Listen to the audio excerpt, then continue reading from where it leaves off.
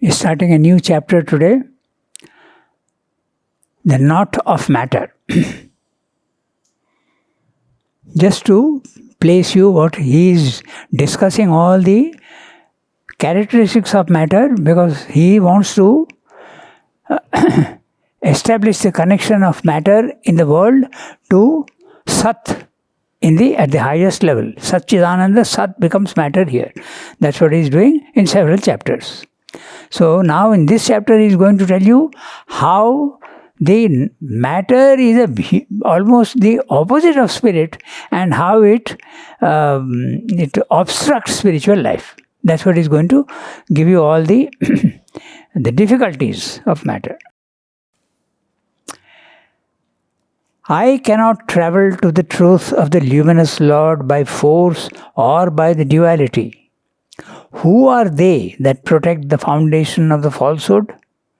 Who are the guardians of the unreal word? Then existence was not, nor non-existence. The middle world was not, nor the ether, nor what is beyond. What covered all? Where was it? In whose refuge? What was that ocean, dense and deep? Death was not, nor immortality, nor the knowledge of day and night. That one lived without breath of his self-law. There was nothing else, nor aught beyond it. In the beginning, darkness was hidden by darkness. All this was an ocean of inconscience. When universal being was concealed by fragmentation, then by the greatness of its energy, that one was born. That moved at first as desire within, which was the primal seed of mind. The seers of truth discovered the building of being in non-being, by will in the heart and by the thought. Their ray was extended horizontally. But what was there below? What was there above? There were casters of the seed. There were greatnesses. There was self-law below. There was will above. From the Rig Veda. The famous Nasadiya Sutra. Yeah, that's right. So this is the beginning of creation. Only the inconscience was there everywhere. Dense. Darkness was covered by darkness, he's saying. That Sri Aurobindo quotes very often. Okay? Where is it? Yeah, in the beginning, darkness was hidden by darkness. Nothing existed except the one. So, we start reading the text. If then the conclusion at which we have arrived is correct, and there is no other possible on the data upon which we are working, the sharp division which practical experience and long habit of mind have created between spirit and matter has no longer any fundamental reality. The world is a differentiated unity, a manifold oneness, not a constant attempt at compromise between eternal dissonances, not an everlasting struggle between irreconcilable opposites. An inalienable oneness generating infinite variety is its foundation and beginning. A constant reconciliation behind apparent division and struggle, combining all possible disparates for vast ends in a secret consciousness and will, which is ever one and master of all its own complex action, appears to be its real character in the middle. We must assume, therefore, that a fulfillment of the emerging will and consciousness and a triumphant harmony must be its conclusion. Substance is the form of itself on which it works. And of that substance, if matter is one end, spirit is the other. The two are one. Spirit is the soul and reality of that which we sense as matter. Matter is a form and body of that which we realize as spirit. So, fairly simple, unless there is something which is not very clear. If then the conclusion at which we have arrived is correct, here's what he's saying is that Sat, Chit, Ananda and the physical world are really the same in two different poles. But there is a diminution and a degradation and a deformation. So, matter is nothing but Sat, which has been diminished, degraded and also a little twisted and perversified, if you want. I mean, I'm inventing a word, okay, which is made perverse, okay. So, if then the conclusion at which we have arrived is correct, and there is no other possible on the data which upon which we are working, the sharp division which practical experience and long habit of mind have created between spirit and matter has no longer any fundamental reality. It's a usual idea that matter and spirit are opposites, and in India for a long time the idea was, if you want God, leave the physical world. But if you want to remain in the physical world, you have to give up God. In Synthesis of Yoga also he says that very clearly. So it's a choice between the two. Here he comes and says that no, there is a third choice. You can remain in the physical world and yet have a divine consciousness. Okay? So now he's saying the world is a differentiated unity. Now, we have to understand. We are seeing different forms here, but behind all the forms, if you are a little careful and you will see, this unity is showing itself in everything. In every species, there is a unity of the species. Okay? In every body, all our bodies are actually matter. If you think of them as different forms of matter, you will see that there is unity hiding behind the multiplicity. That's what he's saying, differentiate unity. The unity is there and is differentiated. Okay, so... Okay, clear? A manifold oneness. A oneness expressing itself in many forms. Okay? And not a constant attempt at compromise between eternal dissonances. The world is not a compromise between eternal dissonances. What are the eternal dissonances in the world he's talking about? The dualities. The dualities are there because when the divine is, this is something we have to understand. The nature of the world is dualities and movement and multiplicity. These three are very characteristic of the world. Movement. Nothing is stable in the physical world. At the atomic level, everything is moving. Then, manifoldness, the multiplicity, that is also there always. And the third one is, what were you saying? Forms are also there. These are all the characteristics of matter. Okay? Yes, dualities. We are talking about dualities. When the divine is creating everything in the physical world, if we take only one element to understand the phenomenon of dualities, it's easy to understand with light. Okay? You take only light. He is creating light. Will he create light only of one intensity? No. He will create of many multiple intensities. But does he stop only at a particular range?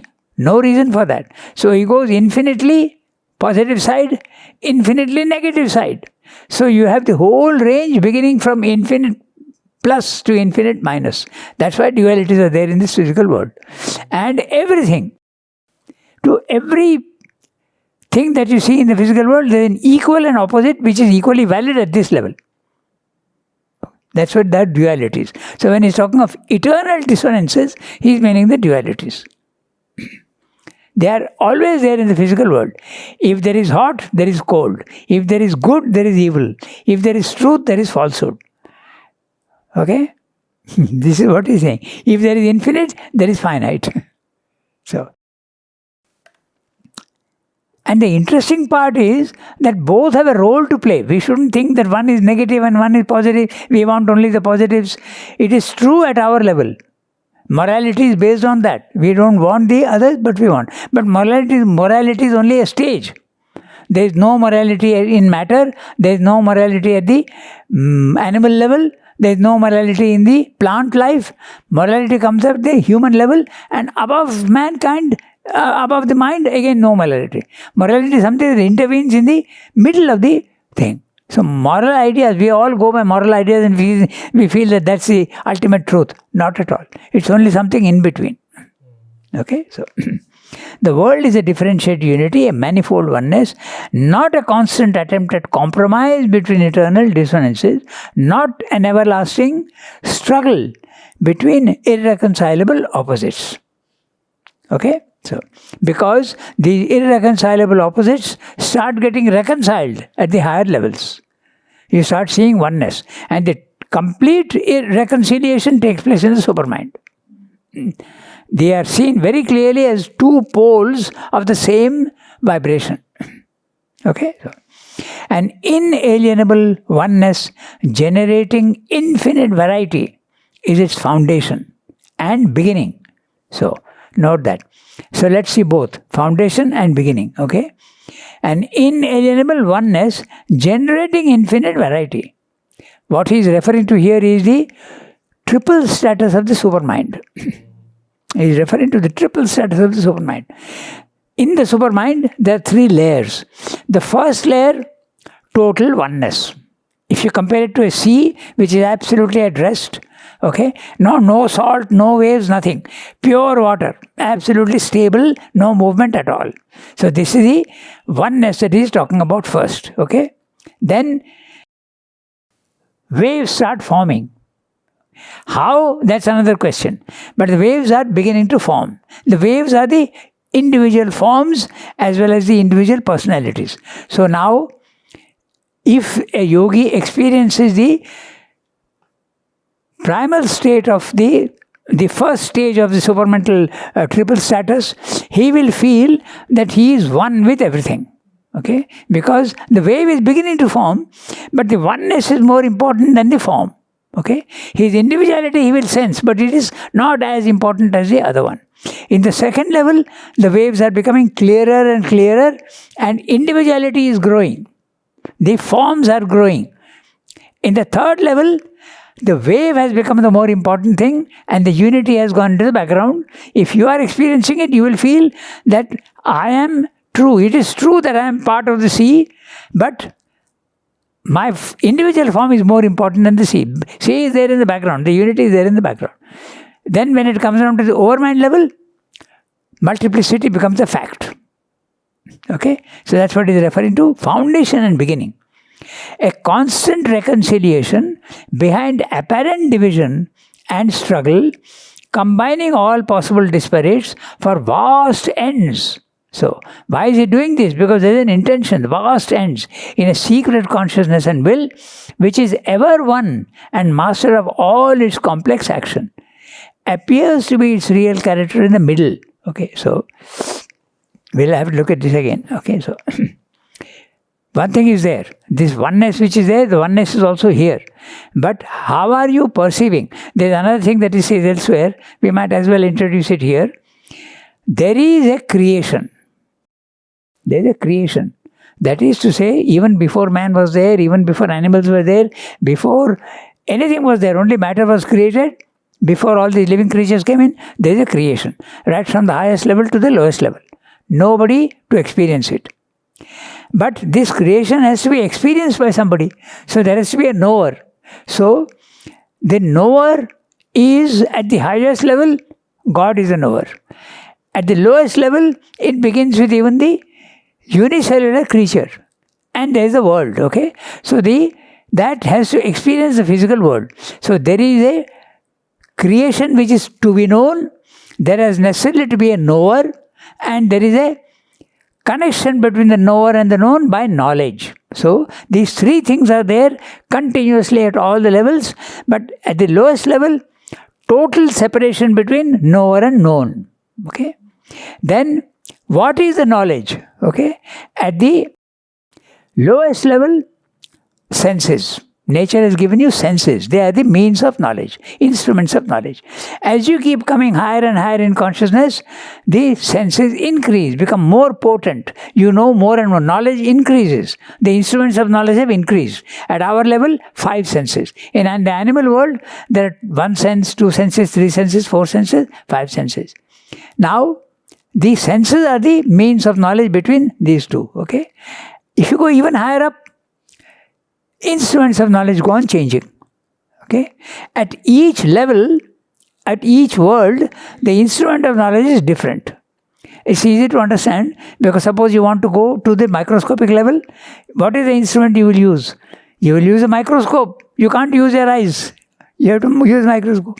If you want to see the largest stars in the universe, you have to use a telescope. You have to change your instrument of knowledge. So at every level, if you want to know that, you have to use a different instrument of knowledge. In our world, the instruments of knowledge are the senses. You go above the mind, they are replaced by different subtle senses and intuition and drishti. These become the instruments of knowledge. You go to the highest level, identification. And that is interesting because at the highest level, the divine himself is the world. So no difference between knower and known, they become one. So it's like a pyramid. At the highest level, knower, known and knowledge. There is no knowledge at that level because knowledge is not needed. You are yourself the knower and the known. So that pyramid structure comes down and there is division between knower, known, and therefore knowledge is necessary. So this is what is reflected here. If you know this, then we'll understand what he's saying. Okay? An inalienable oneness generating infinite variety. At the highest level, foundation and beginning, inalienable oneness. Generating infinite variety is its foundation and beginning. A constant reconciliation behind apparent division and struggle, combining all possible disparities for vast ends. Okay? There is a meaning. The purpose of this is a vast end. There are intentions. End means motive. Okay? Intention. You can, in a secret consciousness and will, which is ever one and master of all its own complex action. So, it is not that the world has really become many, but behind this apparent many, there is a divine consciousness which is, Sriraudaram uses the words, it creates, it manifests and governs. So this is the divine who creates, or rather he sometimes uses the word conceives, okay, and then processes and finally governs everything here. So he is there at each level. At the highest level, conception is in the transcendent. Then he creates in the cosmos, he creates the cosmos, and in the cosmos he creates all the multiplicity. Okay. So if you go from our level to the cosmos, then you get the cosmic consciousness. You see the oneness more than anything else. Alright? So he's saying in the middle, it appears to be a real character in the middle. What? There is a conscious will which is ever one and master of all its own complex action. We must assume, therefore, that a fulfillment of the emerging will and consciousness and a triumphant harmony must be its conclusion. So the multiplicity that we see here is going towards unity, so it will surely consummate itself and become successful. That's what he's saying. It has not yet happened, but he's saying it will happen. Okay? The two are one.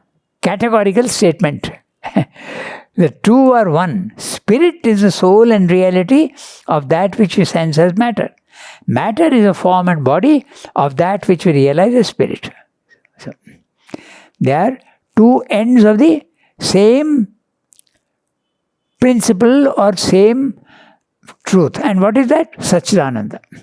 Satchidananda, the highest level in its purity. Satchidananda, the lowest level, in an image form. In a representation, if you want. That's the truth. There is a photograph of the truth. You can put it that way also.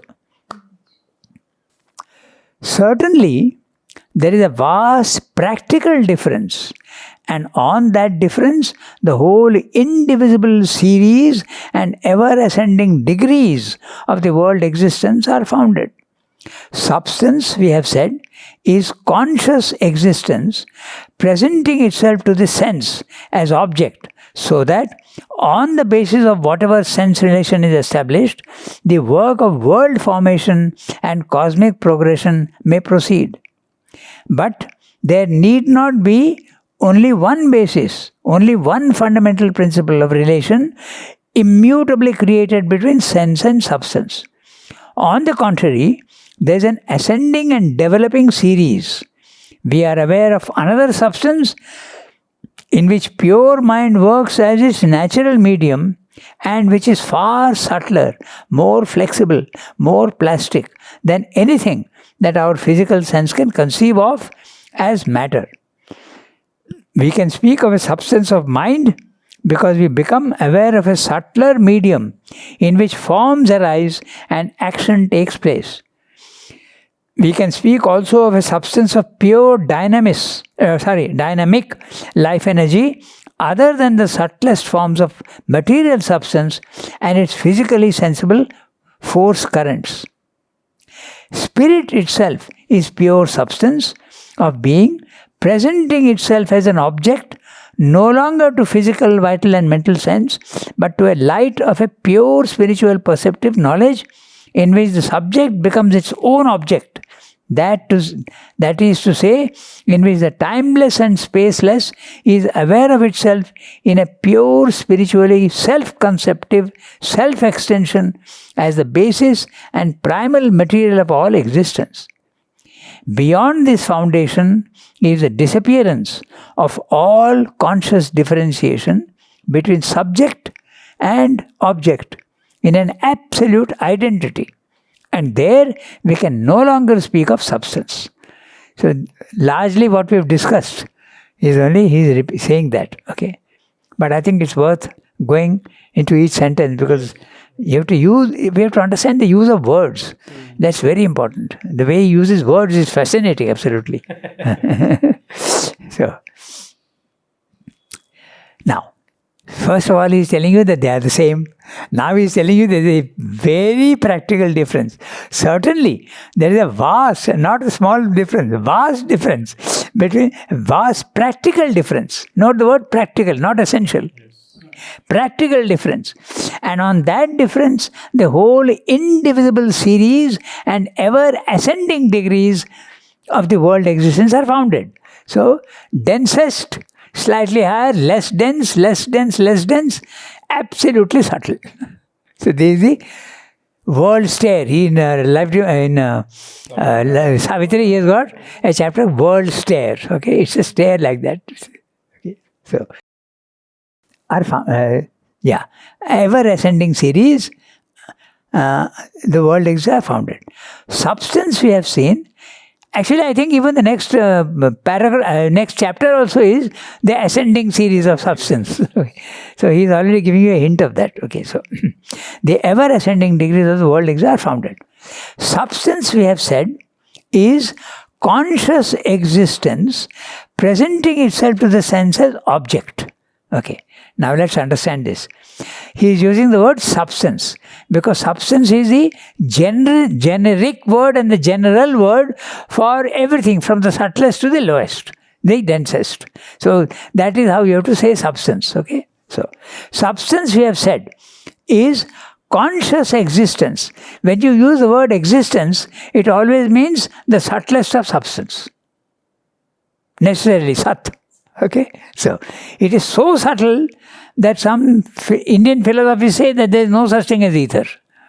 It is so subtle that you can say there is nothing. So they don't speak of even ether. They begin only with air, fire, water, earth.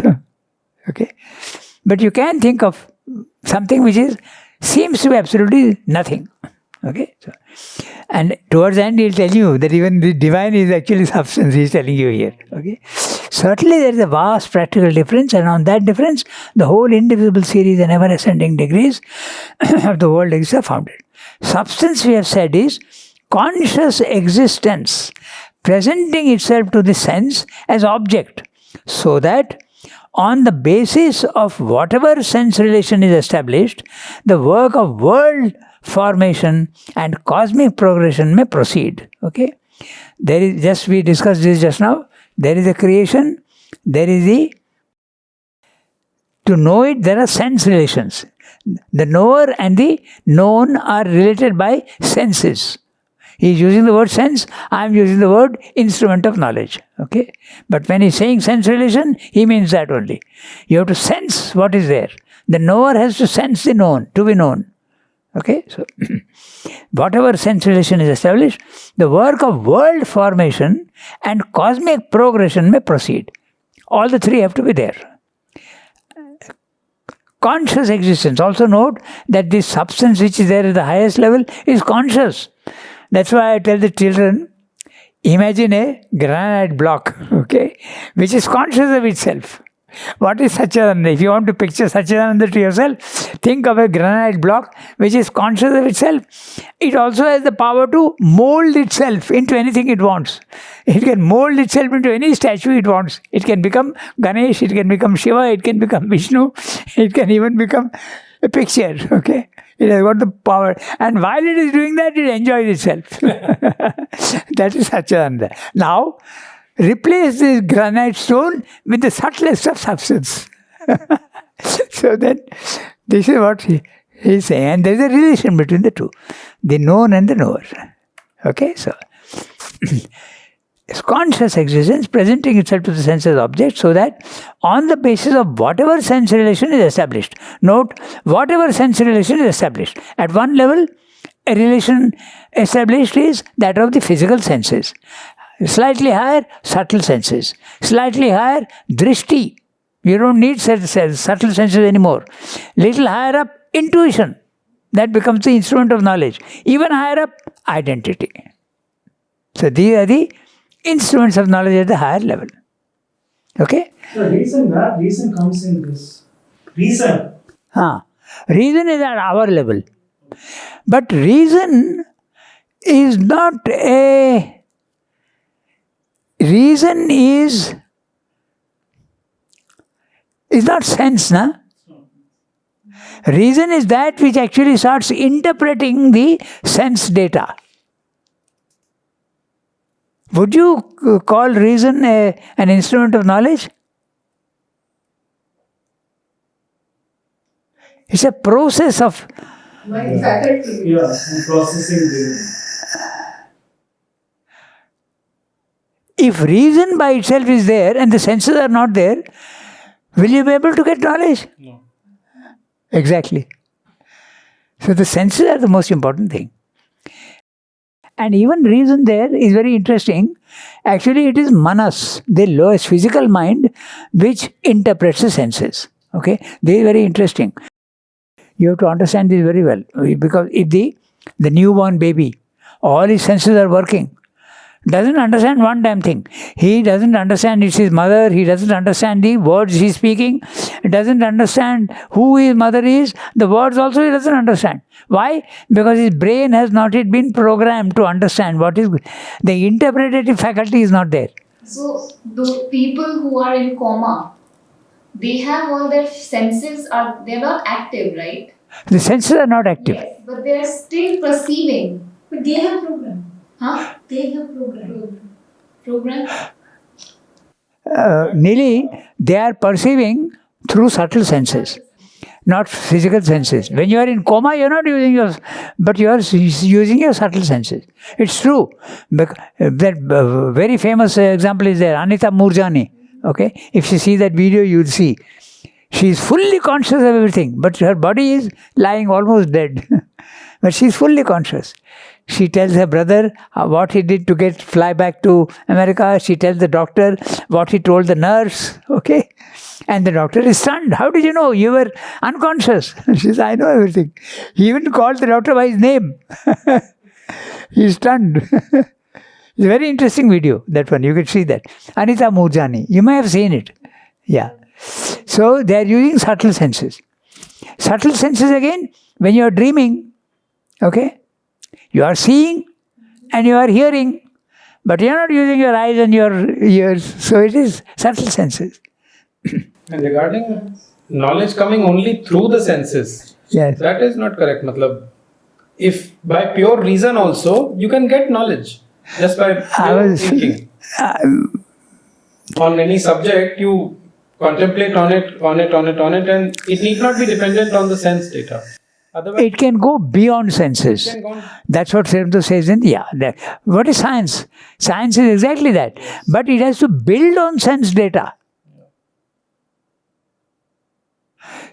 One example he gives in that I think pure existence, I don't remember now. But first you see the sun rising. Okay? That is sense knowledge. But it is wrong. Reason comes in and goes beyond the senses. Philosophical knowledge is reason. Okay? So you could say that some sort of knowledge. It's possible directly Yes. reason itself. So you could say that reason is also an instrument of knowledge. But it's very defective instrument of knowledge. Extent, like to a certain extent, reason is a means of Yeah. knowledge. And then Yeah. It's an instrument of knowledge above the manas, but below the higher mind. Yes. Yes, yes. Yes. It's an instrument of knowledge. And he says that because philosophical reasoning, okay, yes, in many places he says this. First of all, there is spiritual knowledge. Then that spiritual knowledge has to be put into words. So reason comes in and you have philosophy. And then it degenerates into sense knowledge, which is science. He says this in several places. That which is spiritual knowledge cannot be put into words very often. So philosophy has to come in to put it into words, and reason also comes in there. So spiritual knowledge, rational knowledge, which is philosophy, and then finally sense knowledge, which is the lowest. So this is what he says. here there is this quotation of Sri Aurobindo. Reason is the aid, reason is the bar. Yeah, that's Help or something. at every level. It is there for everything. Ego is is the aid, and ego is the bar. For everything it is like that. The body, all the levels, at whichever level you go, that is first the aid, and when you go up, it becomes the bar. You have to go up. Okay, so substance, we have said, is conscious existence presenting itself to the sense as object, so that on the basis of whatever sense relation it goes on changing from each level is established, the work of world formation and cosmic progression may proceed. But there need not be only one basis, only one fundamental principle of relation immutably created between sense and substance. What he means is that the physical world, what we are using senses, that's not the only way. There are other sense relations possible. That's what we've just discussed just now. Reason also is one. Above the reason, drishti, and then if you go even higher up, intuition, subtle senses, drishti, intuition, and finally identification. They are all instruments of knowledge. Okay.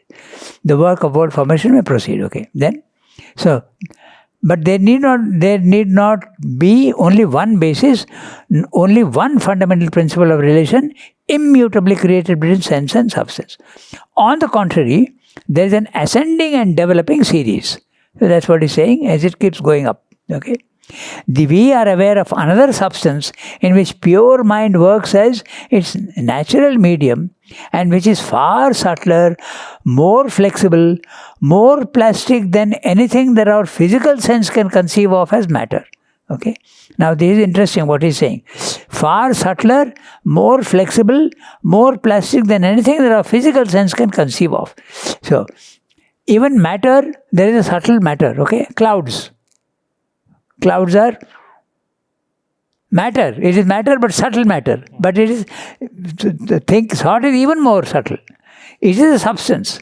I think I told you about Jugalda, how Mother was saying that his thinking is so clear that the thoughts come out in form, but very well formed. If your thinking is unclear, it will be hazy forms that come out. Okay, so that's the substance he is talking about. So even your vital also has got substance. They have got color, form, shape, everything. Particularly colors are there in the vital substance.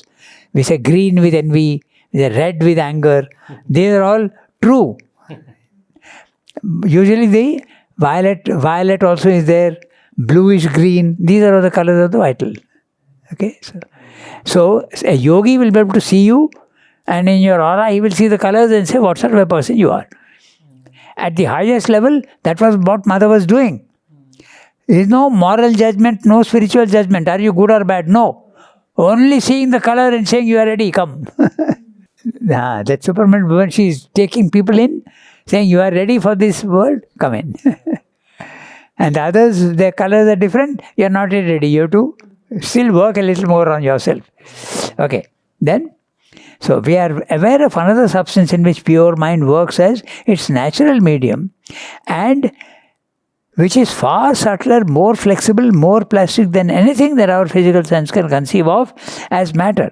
We can speak of a substance of mind because we become aware of a subtler medium in which forms arise. There you are. Thoughts are forms. And action takes place. We can speak also of a substance of pure dynamic life energy. Similarly, the vital also has got substance and dynamic life energy other than the subtlest forms of material substance. Subtlest forms of material substance. It is even subtler than the material substance. The subtlest is the cloud. Okay? But this is even water vapor. Okay? But this is even subtler than that. That's what he's saying. Where he's speaking of he's saying we are aware of another substance in which pure mind works. Yes. The thought came to me that he may be having in his mind when he's writing this his experience with Lele. When he saw the thoughts concretely entering into his brain. Yes. If you can see a thought, it has form. Exactly. Okay? Correct. So he's saying, similarly, dynamic life energy also has got, the vital also has got subtle forms of material substance, and it's physically sensible force currents. Okay? Physically sensible force currents. So, what would this be? Physically sensible force currents. Okay. Physically sensible. In the nervous system, what we feel, probably that. In the nervous system, what we feel. No, if you are very sensitive, you will be able to feel forces coming into you. Okay? So, someone's anger, someone's jealousy, someone's all these things. You will be able to sense. So that's what he's saying. Physically sensible force currents. Spirit itself is pure substance. There you are. Very categorical statement. Spirit itself is pure substance of being, presenting itself as an object no longer to physical, vital and mental sense, but to a light of a pure spiritual perceptive knowledge. Okay? So, spirit is using its own material to create forms so that it can enjoy what it is creating. So, that's what he's saying. Spirit itself is pure substance of being, presenting itself as an object, no longer to physical, vital and mental sense, but to a light of a pure spiritual perceptive knowledge, in which the subject becomes the object, its own object. That is to say, in which the timeless and spaceless is aware of itself in a pure, spiritually self-conceptive self-extension as the basis and primal material of all existence. Note the two words, self-conceptive and self-extension. There is, you could think of something which is absolutely condensed into itself. Okay, there's a condition where it is total oneness. There is no interest at all in seeing anything other than itself. It is completely. They use the word ghana. Okay, that's absolutely concentrated in itself. It is not aware of. It doesn't want to see anything else. That's a condition. But then it extends itself. The word extend, and this extension is also a form of conception. It creates conceptions, and within itself it is creating conceptions and making forms. They are through its conceptive power. Just like we have a concept, our imagination, we can also think of situations. So there also similarly, by its self-conceptive power, it is creating forms within itself. Its own substance. That's what he's saying. Nah? As the basis and primal material of all existence. Beyond this foundation is the disappearance of all conscious differentiation between subject and object in an absolute identity. And there we can no longer speak of substance. At the highest level, so subtle that substance is not there, and only everything is one. Satchidananda is one, Purusha Prakriti is one. Spirit and matter are also one. So you can't speak of anything. So when we say we can no longer speak of substance, so it's like the unmanifest. Yes, that's right. What is called the ineffable or Yes. the Parabrahman. Yeah. Ineffable can be even at a lower level, but you can't describe it in any way. But this at the highest level, total ineffability. Can we see consciousness? Not only consciousness, substance, force, ananda, all one. Okay? We can see how Sri Aurobido's language is so condensed. Okay? So that's why we have to go slowly, and each phrase is interesting. Here he has these two words, self-conceptive and self-extension. That's very interesting. The extension can be atomic and it can be continuous, unatomic. He uses these two words. And in the supramental world, the extension is unatomic. It's not broken up. It's an extension. But in matter, it is atomic extension. A broken extension. But there is a condition where there is no extension. That's the highest level. Total Satchidananda, unmanifest, completely like a black hole. It's got only consciousness and no creation at all. But it's full of light. Sir, at the highest poise of Supermind, is it also similar to what you are saying? It is also condensed. I think Supermind has already got the potentiality of creation. So it is okay. It's little. This is above Supermind. This is beyond even the Sat plane. Yeah, that's right. Here he has mentioned only three, physical, vital and mental. In the next chapter, after mentioning about the vital substance and the mental substance and vital substance, then he says the same substance can be there at the other higher four levels, so supramental, Anand, Chit and Sat. So that unmanifest is beyond even the Sat. The Sat world, it is beyond even that.